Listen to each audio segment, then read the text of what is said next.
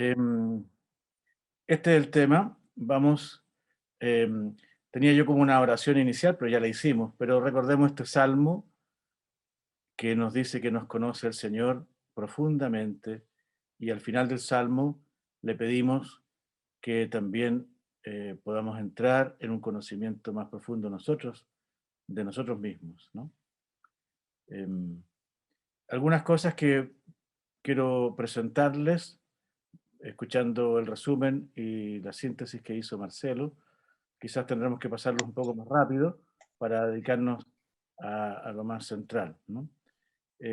Algo les diré sobre los primeros puntos, pero muy brevemente, para dedicarnos más bien a las claves y hacia un código de ética y las luces y alertas sobre cuando estamos pasando límites con respecto al acompañamiento. Pero un par de cosas sobre en qué estamos, cuáles son los desafíos y dificultades que podemos ver hoy día. El desarrollo histórico ustedes ya lo vieron, eh, pero igualmente les coloco como un pantallazo aquí. Comienza con los padres del desierto, esta práctica de acompañar uno a otro, de ayudarse a descubrir lo que Dios va inspirando en cada corazón. Durante la Edad Media, cada uno de estos grandes santos dio algún elemento nuevo, ¿no? En fin, pero ya ustedes eso lo han compartido. La Reforma Carmelitana también regaló mm, mucha fuerza, San Ignacio, el discernimiento, sobre todo San Francisco de Sales, que tradujo la espiritualidad para todos, no solamente para los religiosos. Bueno, pero sí me quedo quedar en este último punto, la última etapa, antes del concilio. Hay un influjo grande del jansenismo y esto lleva a como volver atrás en ciertas cosas, ¿no? Aparece siempre en nosotros de alguna manera el perfeccionismo, de alguna manera un modo de ser o de vivir la fe como lo hacían los fariseos, es decir, fundados en la propia fuerza más que en la fuerza o la gracia de Dios. Eso va a estar siempre en el contexto y tenemos que estar alertas con respecto a eso. Por ejemplo, aquí hay un apotegma muy antiguo de los primeros siglos, eh, y este abad, José Tebas, dice que dentro de las cosas más importantes, una de ellas es que aquellos que se someten y obedecen al Padre Espiritual renunciando a su propia voluntad. Este es un asunto bastante delicado que después ha sido mal usado eh, en algunas prácticas, ¿no es cierto? ¿Por qué esto podría resultar en esa época? Fundamentalmente porque los padres del desierto, muchos de ellos, no todos, esto no es para todos, pero la mayoría de ellos logró una madurez espiritual muy grande y se dedicaba inicialmente en la vida espiritual a morir a sí mismo. Entonces no iba a llevar al otro por caminos muy egocéntricos, diríamos. Eh, pero bueno, dejemos esto porque realmente es un problema, ¿no? En la historia de la espiritualidad ha sido realmente un problema, si podemos o no conducir a los demás, de qué manera, en fin. Eh, Vamos con los desafíos y dificultades en la dirección espiritual. Esto me parece muy importante porque nos va a hablar sobre la misma dirección espiritual o acompañamiento espiritual, y nos va a hablar también de la necesaria ética que tiene que estar detrás para que estos problemas no ocurran. Entonces, como les decía, en primer lugar, hay una confusión entre santidad y perfección en la formación sacerdotal que ejercerá como acompañante, pero también en toda la iglesia. El perfeccionismo sigue estando presente, que es un modo, podríamos decir, de fariseísmo, ¿no? Eh, es decir, donde está la santidad centrada en el esfuerzo personal, más que un don que nos regala el Señor a nosotros.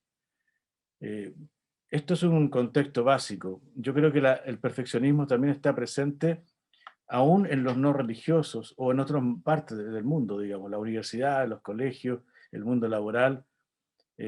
Todo es valorado por aquel que da más, pero no está valorado en su diferencia y en sus particularidades. Eh, Luchamos contra eso, digamos. ¿no? El Evangelio no es perfeccionista, ni mucho menos, ¿no? Choca con esta modalidad, pero que, como digo, es una tentación muy básica en el ser humano. Los fariseos lo vivían muy fuerte, pero en la historia de la Iglesia ha habido muchos nuevos casos de eso. Luego, un segundo punto que ya ustedes han trabajado bastante, me alegro, es el autoconocimiento muy escaso por parte del acompañante. Eh, Así que esto hay que trabajarlo, porque si uno no se conoce a sí mismo, probablemente las propias trancas, dificultades, heridas, las va a transmitir el acompañamiento y eso puede ser muy difícil. También es, la formación de la conciencia, por todo lo que hemos conversado hasta aquí, es muy compleja porque podría ser que yo o la iglesia o la comunidad o la familia, el matrimonio, quiera formar la conciencia de sus niños, sus hijos, sus fieles. Y en realidad el formador tiene que ser siempre Dios, ¿no? Hay una formulación de la formación que me gusta mucho, de Cencini, del padre Cencini, que dice, el formador es el Padre, Padre Dios, que forma en el corazón de cada uno de nosotros los sentimientos del Hijo, de Jesús. Y esto lo hace con la fuerza del Espíritu. Bueno, eso se nos olvida bastante. Luego, en estas dificultades está también la práctica del acompañamiento que ha traspasado los límites del respeto por la identidad de la persona y de la libertad de aquel que acompañamos. Eh, y esto es un primer grado, digamos, pero además hemos tenido un grado mucho mayor que son las situaciones de abuso de conciencia y abusos sexuales por parte de presbíteros en este ámbito. Eh, Me quedé ahí. Entonces, bueno, en cuanto al escaso conocimiento, eh, bueno, aquí hay una apotegma, un dibujo de una apotegma que nos puede ayudar en esto, ¿no? Decía Abba Juan el Menor, hemos dejado el fardo ligero de la autocrítica y estamos cargando otro fardo más pesado que es de la autojustificación. Y eso no permite que entremos más profundamente en el conocimiento personal. No les voy a leer estas citas, pero se les voy a mandar toda esta presentación para que Marcelo la reparta, para que usted la pueda leer después con mayor detención. Pero ya en la Pastores de Abobovis, este documento sobre la formación sacerdotal del año 92, en unos documentos previos, preparando este texto, se hablaba ya de una profunda crisis de identidad en el presbítero, que va a ser el acompañante, pero esto podría valer también para los diáconos y, en fin. Eh, Aquí hay una cita que es muy preocupante sobre este tema. Eh, Luigi Rulla es, aparte de ser tocayo mío, es el que fundó la Escuela de Psicología de la Gregoriana para dedicarse al estudio de la vida religiosa y acompañar esto. Y decía, el año 86, un estudio muy profundo sobre estos temas, que el 75% de los sacerdotes jóvenes estaban en una situación de mucha inseguridad y también de depresión, en fin. Pero lo más interesante es que los que estaban en camino a formación tenían un nivel de conocimiento personal muy básico, ¿no? El 86% no conocía profundamente su corazón. Y después de 4 años de formación, la cosa se mantiene más o menos igual, mejora un poquito solamente. Esto es para decir que la formación, aunque sea muy dedicada, muchos años, muy larga, no necesariamente va a llegar a lo profundo del corazón. Esto no es para desanimarnos, sino para animarnos justamente en el conocimiento personal, ¿no? Y eh, después, tomado de varios autores, les pongo esta como síntesis, ¿no? El escaso conocimiento de las propias necesidades y el mal manejo de la frustración lleva al consagrado, pero esto también puede llevar a los laicos, a quien sea, ¿no es cierto?, a buscar gratificaciones en otros ámbitos, que al principio son transgresiones leves, que permiten falsamente pensar que seguimos siendo fieles, pero en realidad va deteriorándonos internamente. A estas las podemos llamar compensaciones, que poco a poco van adormeciendo la conciencia, hasta llegar a que la conciencia sintoniza enteramente con el ego. Eso es muy grave, ¿no es cierto? Porque la conciencia siempre nos está de alguna manera mordiendo, porque es Dios el que está presente en ella, ¿no? Eh, y estas compensaciones, que inicialmente pueden ser eh, muy leves, van tomando cada vez más fuerza. Esta es la raíz de los abusos eh, de conciencia, abuso de poder, en la dirección espiritual, pero en todo ámbito de relaciones humanas. Y por eso que es importante, creo, que los tengamos presentes. Eh, Esto lo voy a pasar un poco rápido porque ustedes ya lo han trabajado para dedicarnos más a lo nuestro, pero este autor, Juan Eduardo Fuenzalida, dice que no conocemos profundamente nuestras necesidades y cómo pueden ser ellas satisfechas. Y pone, en el acompañamiento pueden aparecer muchas necesidades personales que si las buscamos ser satisfechas directamente con los acompañados, ya comenzamos a caer en un declive cada vez mayor abusivo, digamos, ¿no? ¿Cuáles son estas necesidades? Todos necesitamos de compañía, pero si yo voy a buscar ser satisfecha esta necesidad con el acompañado, ya estoy perdiendo la objetividad, etcétera, ¿no? También tengo necesidad de ser reconocido, de tener prestigio, de seguridad, de ser útil, de enseñar, en fin, de resolver los problemas personales. Todas estas necesidades tienen que ser satisfechas de otra manera, o también en el acompañamiento puede ser que algo recibamos, pero de modo gratuito, o sea, como un plus, como un regalo de parte de Dios. Y la última de las necesidades que plantea este autor, necesidades de, genitales sexuales, o obviamente que el acompañamiento espiritual no pueden estar, ¿no es cierto? Bueno, les decía yo entonces cuáles son las grandes dificultades en el acompañamiento. Eh, hemos visto así muy rápidamente estas cosas anteriores, la santidad y la perfección, que no solamente está en el ámbito religioso, el autoconocimiento que es muy escaso, esto también en el mundo entero, digamos. Si nosotros pudiéramos aportar mucho más en eso, sería fantástico. Dificultad de la formación de la conciencia. Bueno, perdón, eh,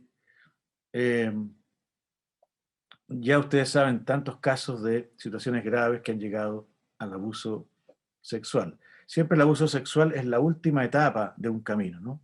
Primero es el abuso de poder, o sea, se satisface una necesidad o varias de estas necesidades que hemos enunciado con la posesión de la persona. Y eso lleva también al abuso de conciencia de la persona, en fin. Demos un paso más, entonces, el valor de la persona humana, no nos toca verlo aquí tan profundamente, pero está fundado fundamentalmente porque somos creados a imagen y semejanza de Dios, para la comunión, ¿no? Y para ser libres y para donarnos a los demás, ¿no? Esto que no se nos olvide. Luego, vivimos todos las consecuencias del pecado original, y de las más importantes de esas consecuencias está una falsa imagen de Dios y también del hombre, una ceguera, una dificultad para ver las cosas más profundamente, el egoísmo, la vanagloria, en fin, sed posesiva y sobre todo una desconfianza en la acción, en el poder, en el amor de Dios. Dios nos crea y va formando y acompañando a su pueblo. El primero que acompaña es Dios mismo y vemos muchísimas eh, escenas del Antiguo Testamento y más todavía del Nuevo Testamento, cómo lo hace, siempre respetando absolutamente la libertad humana, ¿no? Para que alcancemos nuestra identidad. En el Evangelio vemos cómo Jesús llama, provoca, acompaña. Entre paréntesis, están dando una serie de Chosen, no sé si se dice así o no, que es, la encuentro extraordinaria. He visto la primera temporada, pero que Se trata sobre el llamado, cómo Jesús va llamando a los discípulos. Muy buena, la recomiendo realmente. Por lo menos la primera, el primer, ¿cómo se llama? Temporada. La otra no la he visto, así que no sé. Bueno, sobre la conciencia, bueno, hay mucho que hacer. La Gaudium et Spes, el Concilio Vaticano II, ha dicho que es el sagrario del ser humano, ¿no? Bueno, no quiero detenerme en esto. Ustedes lo pueden repasar un poco allí. Aquí pongo una cita muy breve eh, que nos habla justamente el apóstol Juan de que seremos semejantes a Él cuando lo veremos tal cual es. Esto es mutuo, ¿no? En la medida que me acerco, me asemejo al Señor, más lo conozco. Entre más lo conozco, más me asemejo a Él, que es pobre, que respeta la libertad del otro absolutamente, en fin, que es don, y el que tiene esta esperanza, el que se va purificando. Esto lo coloco porque tiene que ver con la conciencia, con la formación, pero tiene que ver también con ir dando las bases de lo que será la ética en el acompañamiento, porque en el fondo es una prolongación, una participación del modo de actuar de Dios, ¿no? Algunas claves para la formación de la propia conciencia de nosotros y cuando ayudamos a otros en este ámbito. En primer lugar, la escucha creyente de la palabra. Eso va formando, conformando la vida, el corazón. eh, es el elemento primero, ¿no? La escucha creyente de la palabra. También la relectura de la propia historia, eh, hasta que lleguemos a descubrir que toda la historia nuestra, con todos sus detalles, negativos, positivos, todo es historia de salvación. La Sagrada Escritura, si uno revisa, es historia todo, ¿no es cierto? Y no borra, no elimina ningún elemento negativo de los personajes más importantes. Si fuera así, Pedro, sacaríamos más de la mitad de las páginas del Evangelio sobre Pedro, ¿no es cierto? Y no, están allí, ¿no? Bueno, otro elemento importante para formar la conciencia es ir purificando los sentidos. Nuestros sentidos son la puerta de entrada de la creación y de Dios mismo que si quiere manifestarse y entrar en nosotros. Y estos sentidos están heridos por el pecado.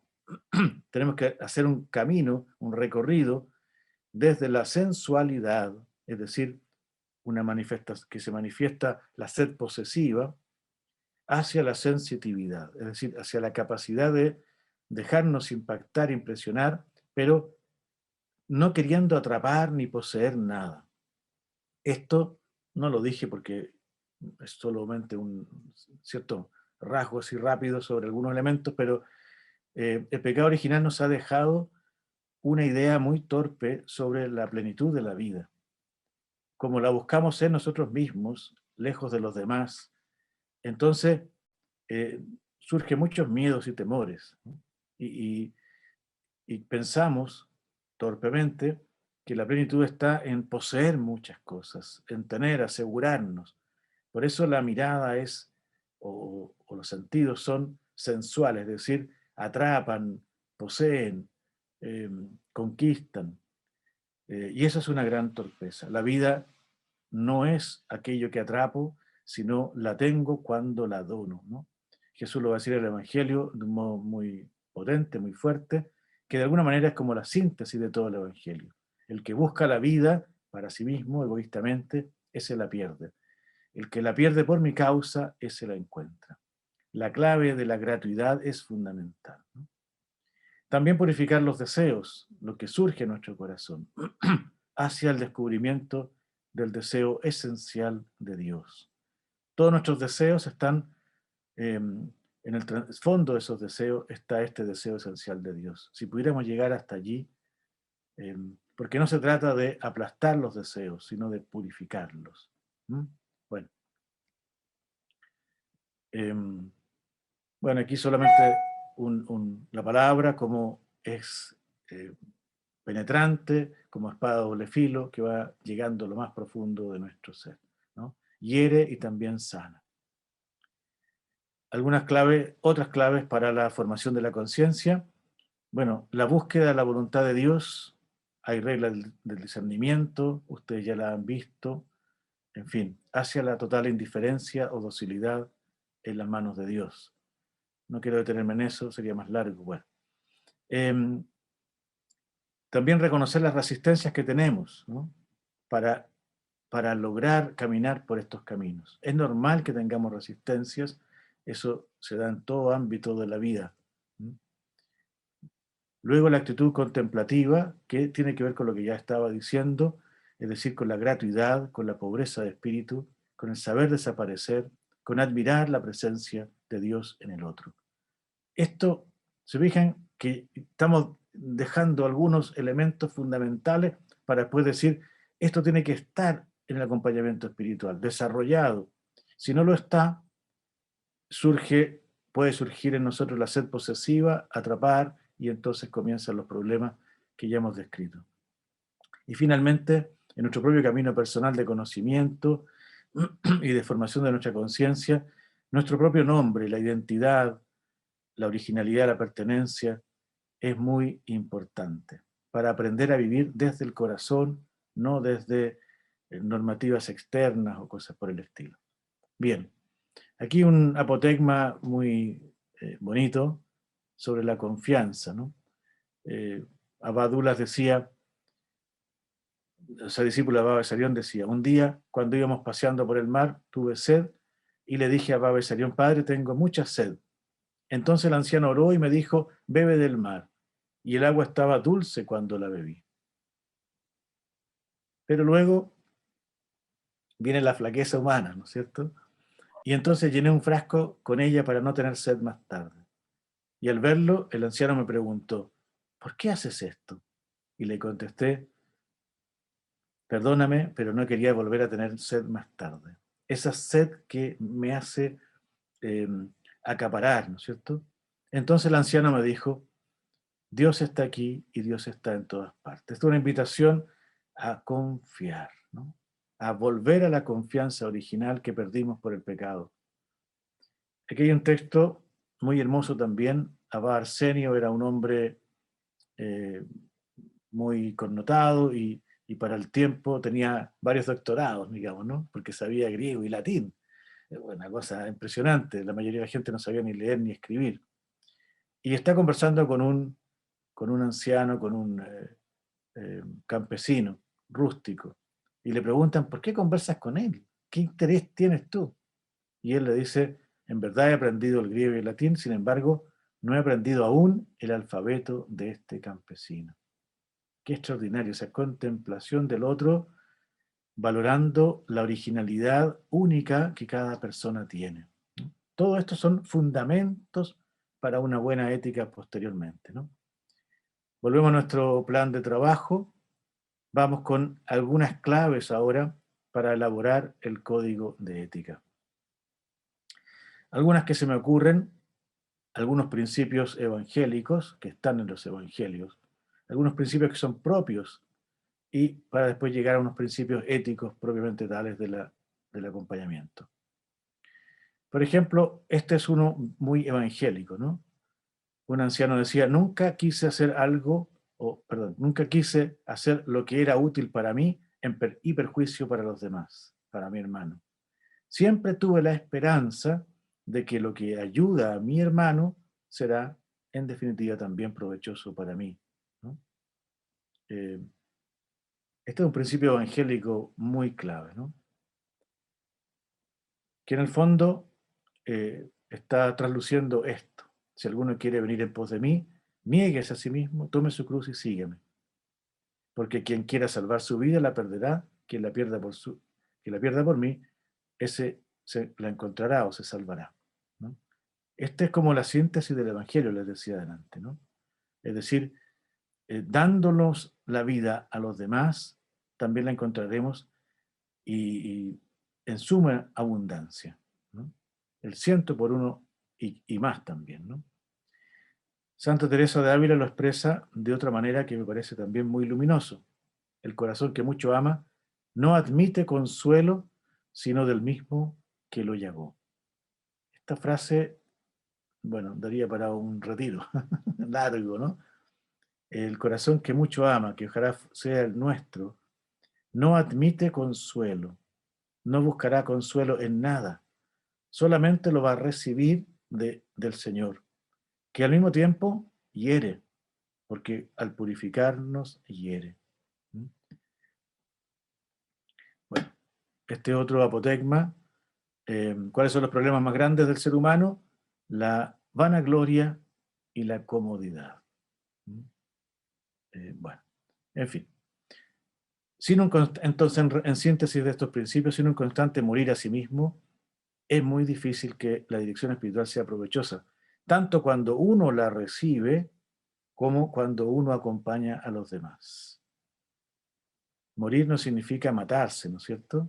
Sino darle la primacía al Señor en la vida, donarse, entregarse, para que Él sea mi vida. También este otro elemento bien esencial, ¿no? Un hermano que vivía entre otros le pregunta a Baba Sarión, ¿qué debo hacer? Y el anciano le respondió, cállate y no te midas a ti mismo con los demás.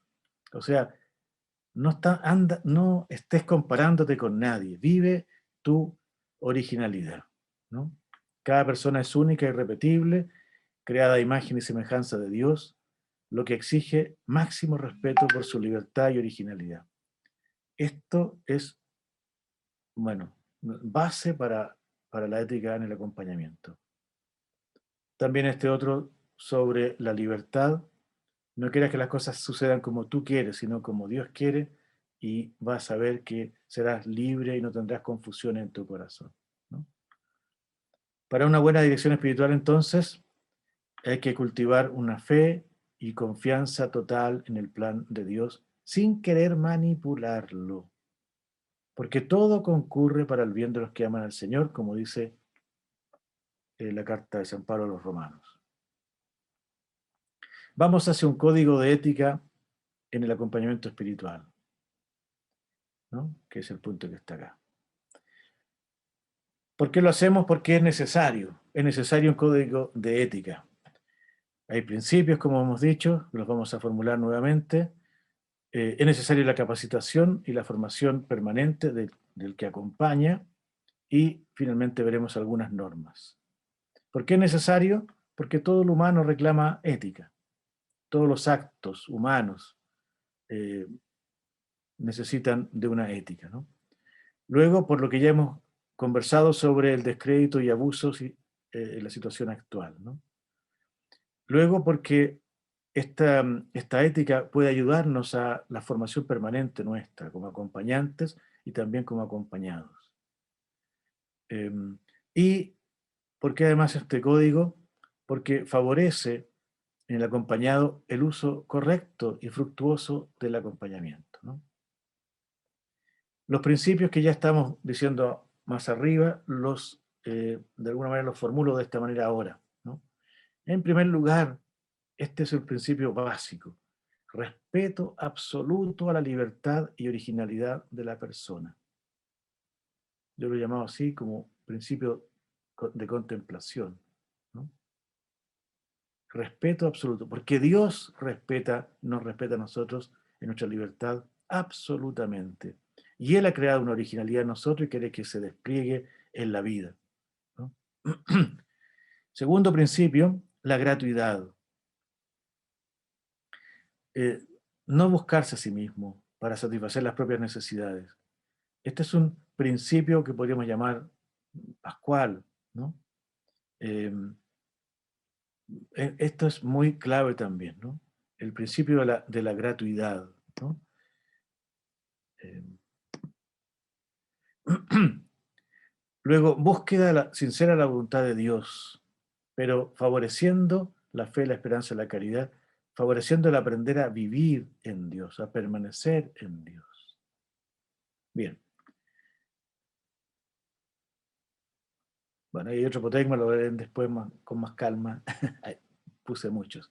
Bueno, capacitación y formación permanente. Eh, ¿Por qué es importante esto? Porque la configuración con Cristo, buen pastor, o Cristo sencillamente, es un camino que no termina nunca, ¿no? Culmina con la muerte. La formación permanente tiene que integrar todos los elementos y dimensiones de la formación humana para alcanzar su objetivo. La dimensión espiritual es el alma de la formación permanente de nosotros. Y finalmente, la crisis es necesaria para permitir el crecimiento y maduración en la vida espiritual. No hay peor crisis que no tener nunca una crisis, ¿no? Bueno, por todo esto es importante que nos capacitemos en estas materias. Vamos ahora a, les voy a presentar un código de ética, es decir, normas, límites que debiéramos tener en, en nuestro acompañamiento. Y también nosotros reclamarlo para nosotros mismos cuando vamos a pedir este servicio eclesial. En primer lugar, establecer objetivos y reglas claras al inicio de la dirección espiritual. Un cierto contrato que sea verbal o escrito. Aquí yo he sacado varias cosas de una fuente que son varios intentos en Estados Unidos, ¿no? La iglesia en Estados Unidos tiene otro estilo, distinto al nuestro. Son, trabajan con mucha seriedad y escriben todo, y en fin. Y entonces hay varios códigos de ética de distintas diócesis después de todos los problemas de abuso. Ellos presentan este contrato, ¿no? Yo se los coloco aquí en cursivo así, con otra letra, como para decir, no es para que lo hagamos exactamente igual, pero es una inspiración, ¿no? Un contrato que ellos hacen escrito y firman, bueno, un poquito exagerado quizás puede ser, en fin. Claridad del inicio, ¿cuándo comienza el acompañamiento espiritual? Que explicite la decisión de ambos de comenzar este proceso de acompañamiento, ¿no? Después de haber hecho un proceso de oración, de discernimiento y de elección mutua. Segundo, ¿cuánto va a durar y cuál es el periodo que tendrán las entrevistas del acompañamiento espiritual? Esto es bien importante, ¿eh? No es que comenzamos y no, vamos a hacerlo una vez al mes y no van a durar más de una hora, por ejemplo, ¿no? ¿Dónde va a ser? Hoy día sería a través de qué canal, si es Zoom o otra cosa. Bueno, ¿cuáles son los objetivos? Tenerlo muy claro. Luego, también clarificar la confidencialidad y cuáles son las excepciones de la confidencialidad, que las vamos a ver nosotros un poquito más adelante. ¿Cuáles son los límites? Es decir, tener un cierto código de ética común. Yo aquí les coloco muchas normas, eh, bueno, no todas quizás son tan importantes, algunas más y otras menos, pero en fin. Y también dejar en claro la libertad para finalizar el acompañamiento, ¿no? El proceso. Primer punto, entonces, eso. Segundo, reconocer la distinción entre dirección espiritual y otras relaciones de ayuda. Aclarar y respetar estas diferencias, ¿no? Esto no es una terapia y no es, no sé, otro tipo de ayudas que podrían darse, ¿no? Tercero, esto es muy importante, derivar hacia un terapeuta cuando sea necesario, ¿no? Por eso también tenemos que tener cierto conocimiento de psicología, de algunas patologías que podrían darse, algunas dificultades mayores, que no sean patológicas propiamente tales, pero sí necesidades de ser ayudados de otra manera.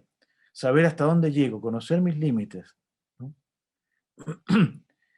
Cuarto punto de este código, la elección de los acompañados, con un discernimiento, un previo discernimiento importante, ¿no? Respetando la propia capacidad, sin hacer acepción de personas, con gratuidad y con sinceridad. Quinto, evitar las relaciones duales, porque la clave es asegurar la libertad en la dirección espiritual. ¿Cuáles son las relaciones duales? Cuando tengo con una persona dos tipos de relaciones. Por ejemplo, soy su director espiritual, pero además soy su empleador. Por ejemplo, el sacerdote podría, el párroco podría ser director espiritual de su secretaria parroquial. Hay que evitar esas relaciones duales, ¿no? O hay otro tipo de relaciones muy cercanas, ¿no? La hermana, el papá, el hijo, no es muy adecuado, ¿no? Establecer límites físicos. Esto, excluido por supuesto todo contacto sexual, pero también ser consciente de las motivaciones que existen en cada gesto físico que podemos hacer, para respetar la libertad del otro. Tener en consideración también la cultura del acompañado, ¿no? Algunos, no sé, les molesta mucho, incluso que le den la mano, no sé, y otros quizás son mucho más afectivos. Bueno, pero establecer los límites físicos muy precisos. Un séptimo elemento, reconocer los límites psicológicos en el acompañamiento espiritual. Es decir, hay que trabajar, hay que estudiar, hay que conocer cuáles son las transferencias y contratransferencias, ¿no? No sé si esto lo han visto en otro momento de este curso, pero muy síntesis, muy apretada, transferencia significa que algo que tiene el otro a mí me evoca, me recuerda ciertas situaciones dolorosas o difíciles de mi vida. A veces, por ejemplo, uno puede recordarle al acompañado a su padre que fue muy duro con él, en fin. Pero también hay contratransferencias, es decir, las que al acompañante le produce el acompañado. Tenerlas en conciencia, que aparezcan, es muy importante, ¿no? Para mantener la libertad y para ayudar realmente a la persona. Luego, lo que ya decíamos sobre las propias necesidades, reconocerlas, reconocerlas, eh, inhibirlas en el sentido de no ir a buscar satisfacerlas allí en el acompañamiento espiritual, sino de otras maneras, porque si no entorpecen el camino de la gracia. Cuidar la información que se comparte, es decir, que haya confidencialidad. Evitar ponerse uno de ejemplo, ¿no? Alguna vez puede ser, pero lo menos frecuente posible. Y este elemento también es muy importante, evitar el intercambio de regalos costosos, porque comprometen y hacen menos libre la relación, ¿no?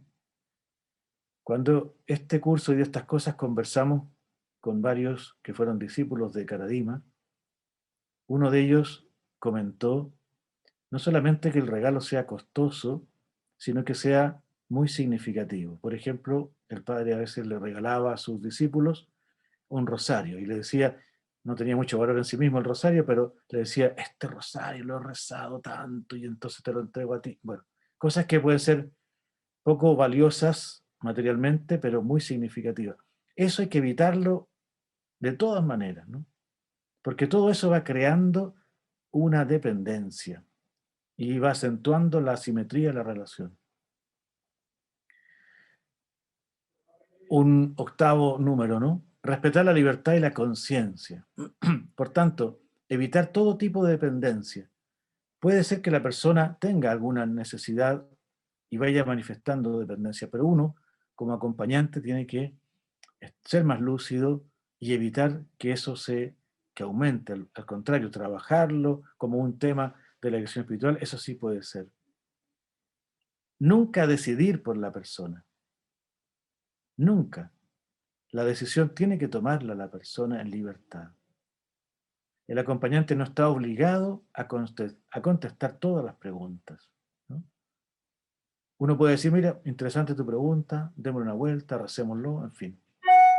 Aceptar al acompañado tal cual es, sin expectativas humanas, con libertad, para que él vaya desplegándose, no hacia donde yo creo que tiene que ir, sino donde la persona tiene que ir.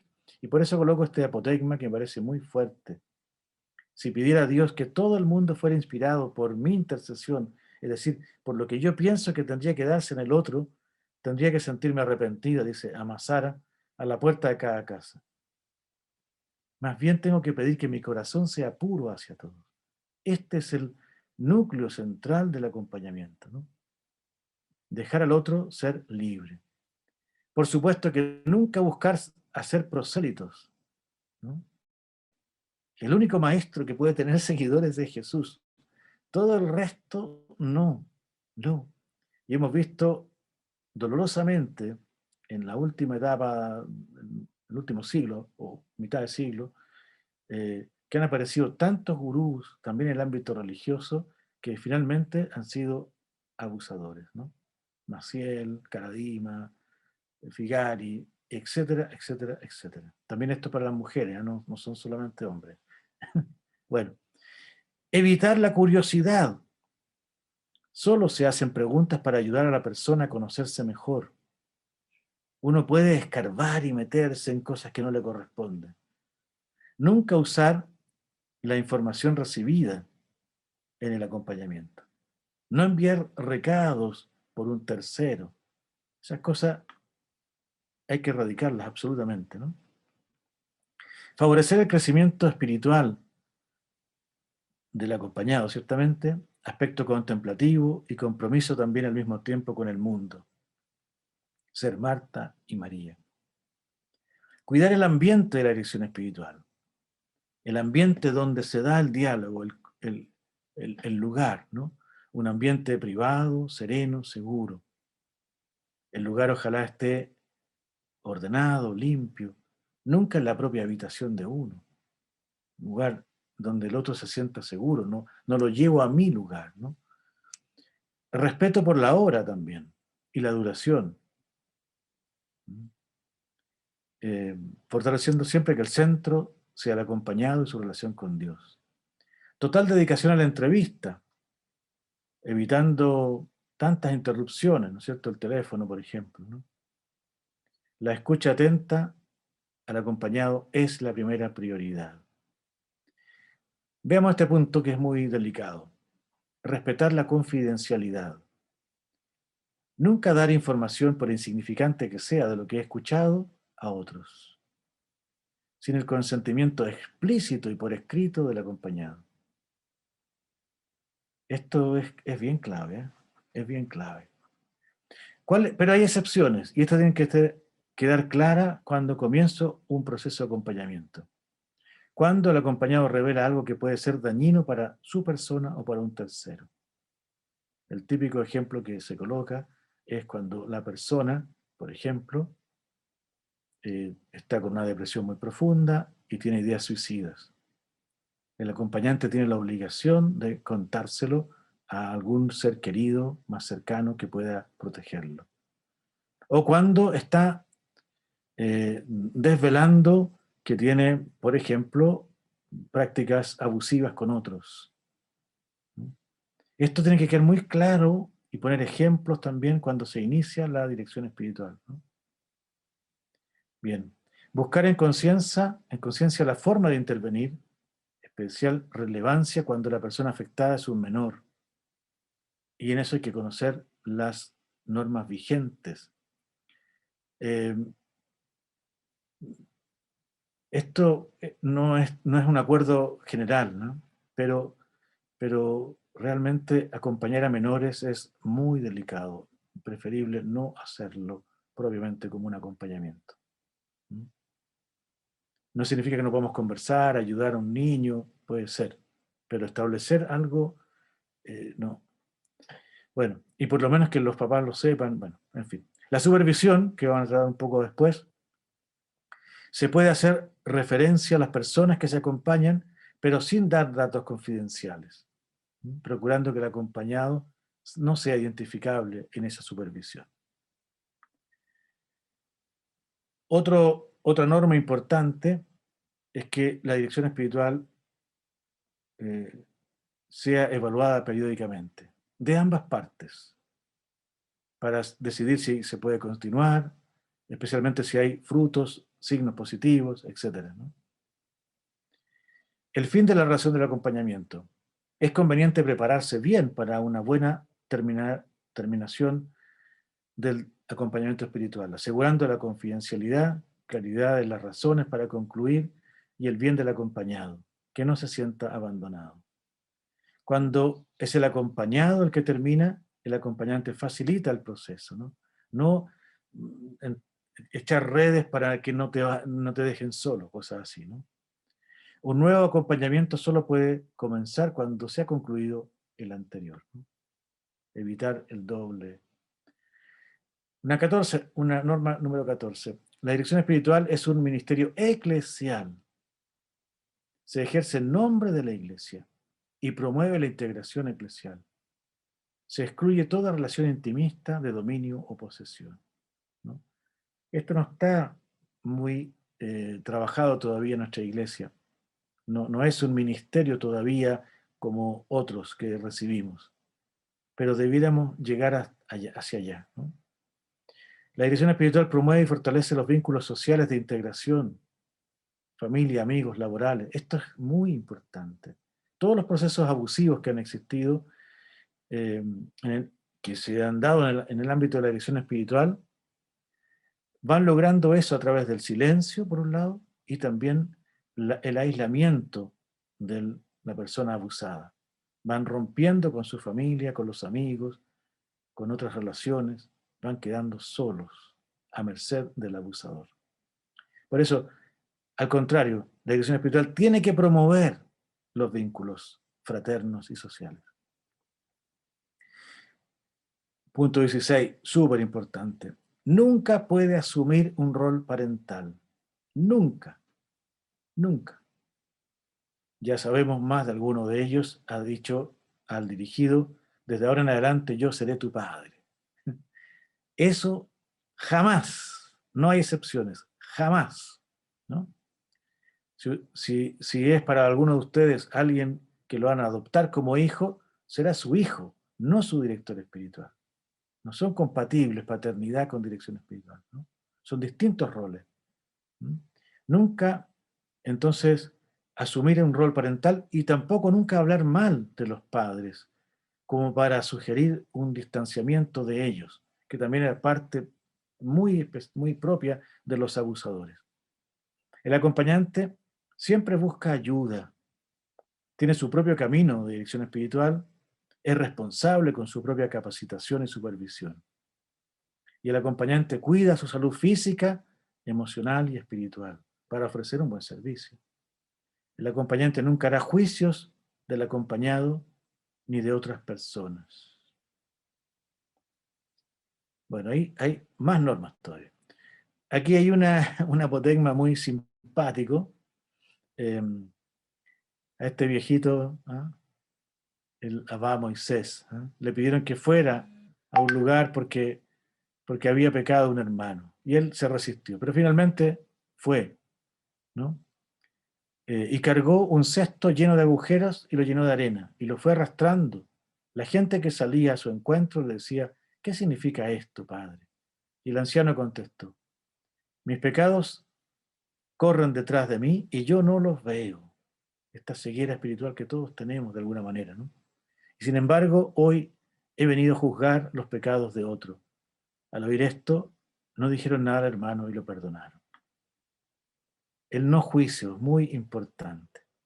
Bueno, aquí hay un caso para discutir, pero lo vamos a dejar para que ustedes lo puedan revisar en sus casas o en grupos. Ahí hay preguntas para el grupo. Bien, se los dejo. Eh, Vamos con las luces de alerta. Luces de alerta. Cuando podría haber entonces una situación que estamos traspasando estas normas y estos límites y pueden haber algún dato preocupante sobre una posible situación de abuso por parte del acompañado, de la persona que va a buscar este servicio. La mimetización, viste igual que esto, ojo, alerta, ¿no? Son luces amarillas, a veces rojas cuando se juntan varias, ¿no? Debilitamiento del rol parental, también, ¿no? Aislamiento de la familia, de los amigos, cada vez más solo. Alerta a ustedes, alerta. Sobre todo si están en una parroquia y una persona tiene acompañamiento espiritual con otro, con el sacerdote, con otra persona. También nosotros tenemos que estar alerta en las comunidades eclesiales que participamos si estos elementos van apareciendo, estos signos, en alguno que acompañamos.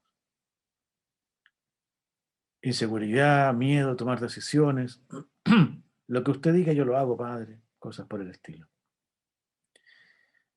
Por parte del acompañante, cuando a nosotros nos pasan estas cosas, alerta, celos, porque el acompañado no nos consulta solo a nosotros, ya ha preguntado a otros, tiene otros puntos de referencia. Esto es importante, ¿no? Un solo acompañamiento, ciertamente, pero puntos de referencia en la vida espiritual pueden ser muchos. Sus propios padres, sus amigos, otro sacerdote, otro diácono, quien sea, ¿no? Los celos, ojo con los celos. Enojo porque el acompañado no cumple con mis expectativas. ¿Qué expectativas?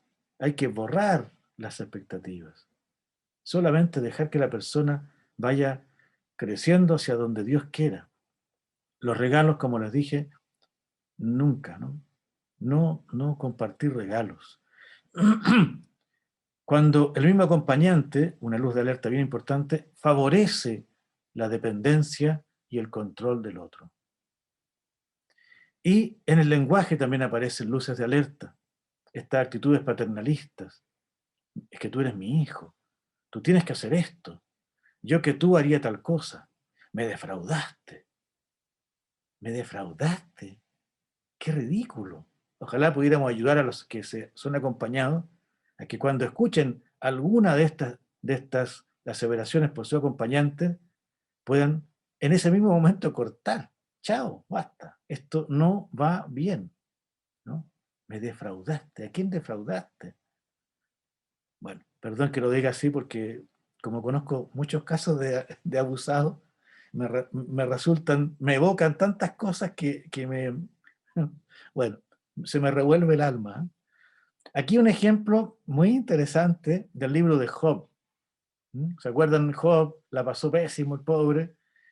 Eh, y uno de los amigos que llegó, Elifaz de Temán, le decía, yo que tú haría esto y te pasará tal cosa. Y seguro que lo fue a pautear, ¿no?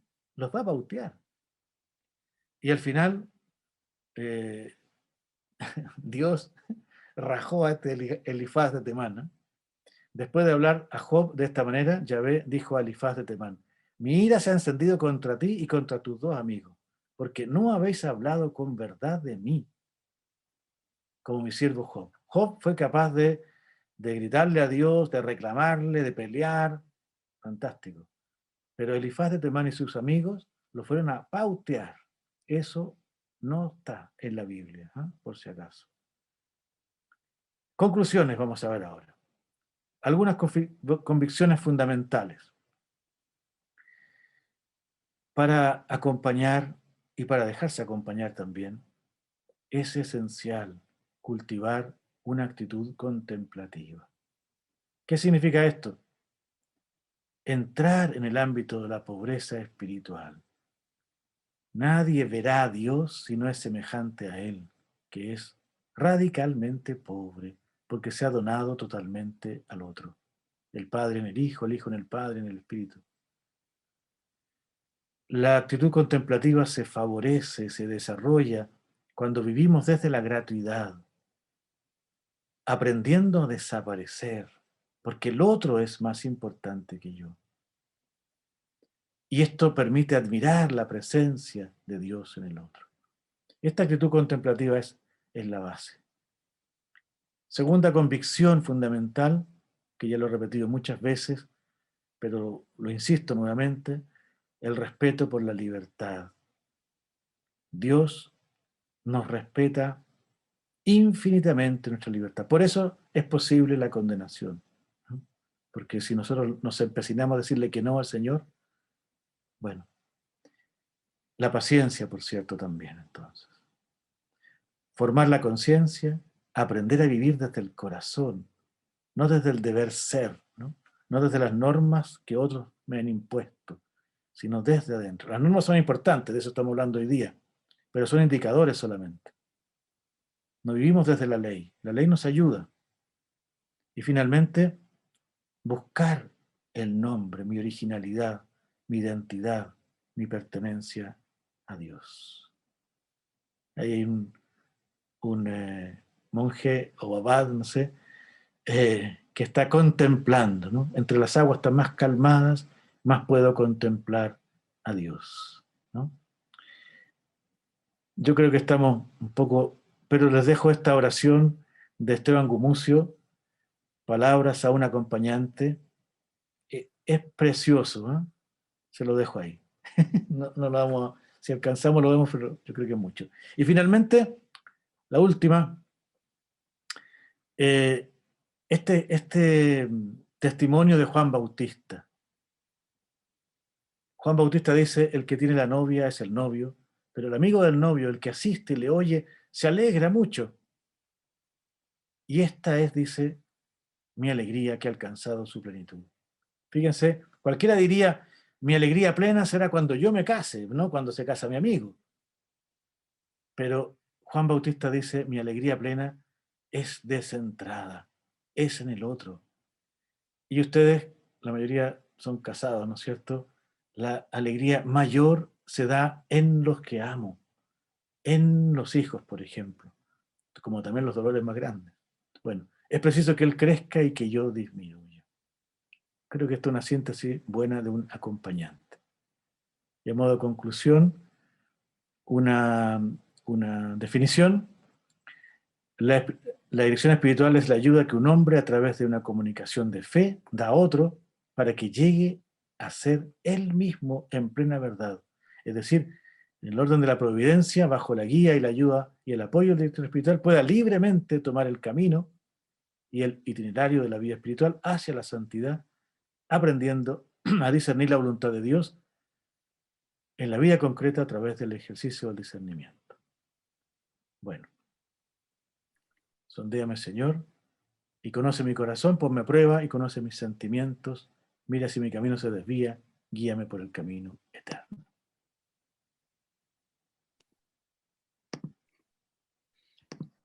Muchas gracias, Padre Luigi. Y como siempre, abrimos unos minutos para el diálogo, para las preguntas, etc.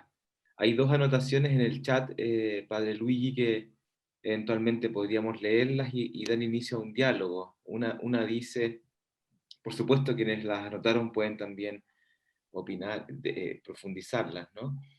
Álvaro dice, nos damos cuenta en el curso que no todos tenemos dedos para el piano, y mirando las primeras diapositivas se trabaja en la formación hoy en día, que no todos los sacerdotes están aptos para realizar el acompañamiento espiritual. Eso dice Álvaro. Más abajo, Lionel dice, estoy entendiendo que llegar a ser acompañante espiritual no es un camino para llegar a ser maestros, sino un camino de ser un discípulo permanente. Dos comentarios, ¿no? Ahí en el chat, que si quieren podemos profundizar, tu padre, u otras preguntas. Estamos por ahí. Muy bien. En algún momento les dije que debiera quizás encaminarse la dirección espiritual hacia un ministerio. O sea, que se entregue el ministerio a quien verdaderamente posee las condiciones. Quizás nunca nadie tenga todas las condiciones, ¿no? Hay que colocar algunos mínimos, ciertamente. Ahora, es posible que alguien no tenga las condiciones y pueda no saber acompañar a otro. Y puede ser que un sacerdote no las tenga, o un diácono no las tenga. Lo más importante es que uno sea honesto consigo mismo y con la iglesia y con los demás, ¿no? Siempre algo de acompañamiento podemos hacer, por lo menos escuchar al otro. Eso sí lo podemos hacer todos, yo creo. Pero también saber nuestros límites y decir, mira, esto sí podemos conversar, un diálogo sobre estos temas, pero hasta aquí puedo llegar yo. Ser muy honesto, eso es muy importante. Y saber los límites personales es muy importante. Y no sentirnos menos por eso. Tenemos dones distintos, basta, ¿no? Eso. No sé si Padre, algo... padre, ¿Sí? acá Bernardo. Bueno, Bernardo. me encantó mucho el planteamiento y yo creo que, como bien dice el hermano, yo siento de que de una u otra forma uno siempre está haciendo un acompañamiento en el rol que uno le corresponde como persona, o sea, acompaño a mi esposa, acompaño a mis hijos, acompaño a mis nietos, y con mayor razón si uno está en un ministerio Ojalá que Dios me pueda permitir ordenarme diácono, porque estoy en el 6º año. Pero me parece muy interesante también y el tema de cómo se plantea la ley también, o las normas, porque muchas veces nos quedamos con el sentido como que la ley como que se deja de lado o paralelamente. Y yo siento que la ley es como el burrito que le llaman a ese cuando a una persona le cuesta caminar y que se tiene que afirmar de ese, pero la libertad hacia dónde vas es su propia conciencia. Y me hace también como tercer elemento mucho sentido aquí, que tiene que ver con lo que usted acaba de decir recién en respuesta a la pregunta, es la conciencia, el sagrario. Es un lugar precioso que uno, que solamente está uno, está Dios, y ahí donde está la verdad, y justamente que eso se pueda reflejar en la vida de los actos. O sea, esos 3 elementos me parecen muy interesantes y importantes de poderlo vivir. Eso. Excelente, Bernardo. Muy bien. Padre, ¿Sí?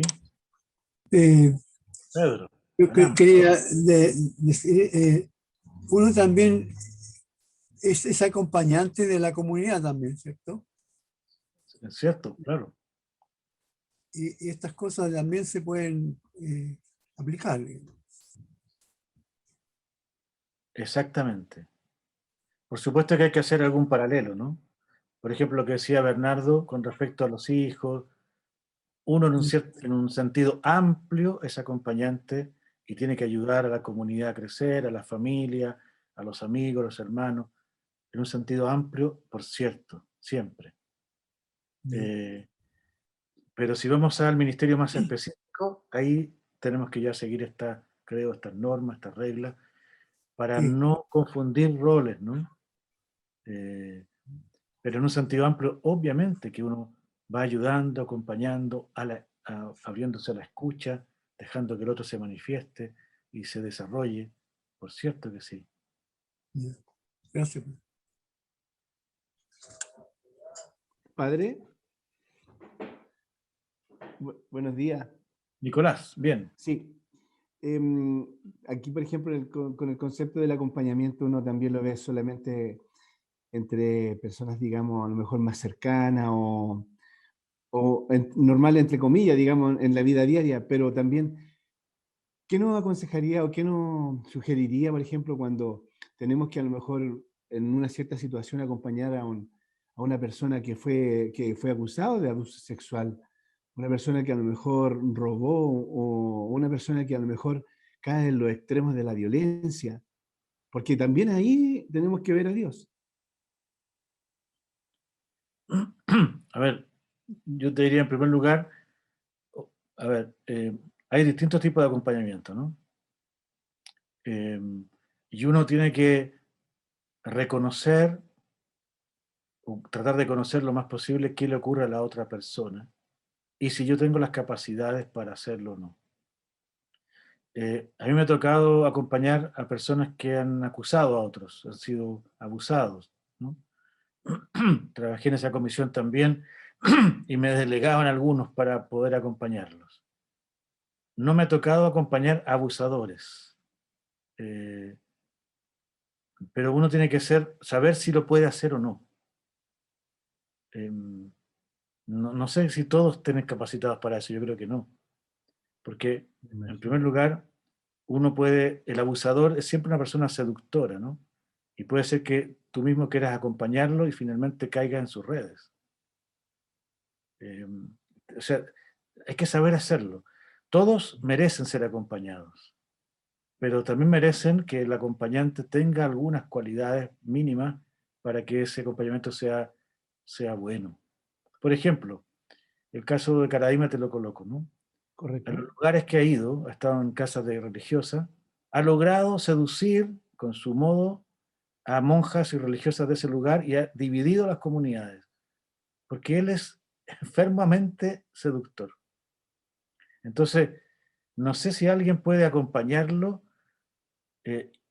Para acompañar tiene que ser muy bien supervisado, para que no le vayan a ocurrir cosas que en vez de ayudarlo, finalmente los dos caen en un hoyo, ¿no es cierto? Correcto. Eh, no es fácil lo que tú colocas como tema. Y yo creo que en ese sentido, el supervisor que te puede ayudar y estar testeando qué te ocurre a ti en ese acompañamiento es esencial, es esencial. Porque uno puede, es el último en ver ciertas cosas que te pueden pasar a ti. Eso. Gracias. Padre, Padre, aquí, Mauro Surgen Castillo. muchas preguntas, qué bueno. No sé yo quién da la palabra aquí, Marcelo, yo creo. Pero den. Ya, Mauro Castillo. Adelante, Padre, Pablo. en este proceso que hemos ido vislumbrando, creo que a todos nos ha servido mucho el curso, sobre todo por el sentido de dejarse acompañar. Yo creo que es lo primero. Pero aquí me gustó mucho el término de ministerio de la iglesia del acompañamiento. Y eso infiero que de inmediato radica el hecho de que el acompañante necesariamente tiene que tener un supervisor, sobre todo en el último caso que acaba de explicar, porque si yo me las doy de acompañante solo y me las mando solo, ¿quién me va a supervisar a mí? Yo creo que aquí usted acaba de tocar un tema central. Y aquí, a nivel de lo que es la organización eclesial, el párroco, el vicario, el obispo, tendría que, entre comillas, también un poco transparentarse quiénes son acompañantes y quiénes no, porque pongo el caso de un mal acompañante que se ha mandado todos los condoros del mundo y sigue haciendo mal por ahí. La iglesia a lo mejor tendría que decir, cuidado con este caballero, como muchas veces se dice, cuidado con este falso sacerdote que anda haciendo. ¿Es un poco esa línea del ministerio eclesial? A ver, aquí nos coloca esa pregunta, tenemos que hacérsela al obispo. Yo puedo tener algunas intuiciones sobre eso, pero es un tema que yo no creo, no, hasta lo que me parece a mí, no lo hemos tratado suficientemente. Ahora, supervisión, Padre, van a ver en la sesión siguiente qué es la supervisión, porque no es un control, ¿no? No es que alguien esté buscando y no es eso, ¿eh? Pero sí, para que el acompañamiento sea bueno y se mantenga dentro de la sanidad, necesitamos, los que somos directores espirituales, tener supervisores. Eso es muy positivo y evitaría casos tremendos. Y uno podría decirse, mira, en la iglesia, ¿cómo puede ser que, yo te podría dar una lista larga de sacerdotes que no debieran ser directores espirituales? Porque tienen casos de abusos, porque ya hay gente que los ha acusado, y porque no han tenido un tratamiento adecuado. Bueno, yo tengo esa pregunta también, ¿no? Pero hay que hacérsela al obispo, creo yo. Padre Luigi, primero, no sé si, José Centeno, no sé si tú habías pedido la palabra después de Mauro. ¿Eras tú? sí, había pedido, Yo, Padre, perdona, dame un Padre, segundo, José. José, espérame un poquito. En virtud del tiempo, Padre Luigi, ¿qué te parece si escuchamos a José? Ya, Después leo dos cositas del chat y tú redondeas. perfecto. Sí, porque Muy si no, bien. me queda Adelante, José, y después leo el chat. no sé. la pregunta nuestra va en la realidad de los tiempos futuros. Yo veo que los diáconos vamos a ser muy exigidos a acompañar a nuestros hermanos en una iglesia en salida. O sea, vamos a tener que estar con ellos y acompañar en sus realidades. Estos lineamientos que el Padre nos ha dado, ¿qué aplicaciones concretas tienen en la práctica y qué aspectos vamos a tener que asegurar y tener en cuenta los diáconos para esa realidad? Muy bien. Luigi, toma nota.